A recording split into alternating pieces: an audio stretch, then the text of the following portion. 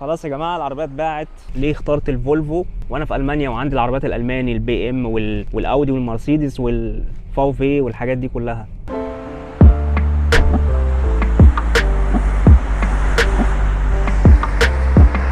فادس. فلو انت معاك اسره ومعاك عيله وعايز عربيه كبيره 7 راكب، فالفولفو اقدر انصحك بيها. يعني هو الموضوع كله موضوع اذواق يعني، بس انا لقيت في الفولفو كل حاجه انا عايزها. جت اللحظه الحاسمه خلاص. هنخش بقى دلوقتي نشوف الاجراءات ونرجع البيت، بس هنرجع البيت ماشي بقى. خلاص يا جماعه العربيات اتباعت الحمد لله، اتسلمت في الفولفو. هنشوف بقى المستقبل مخبي لنا ايه والعربيه الجايه هتكون ايه. محدش يعرف يعني.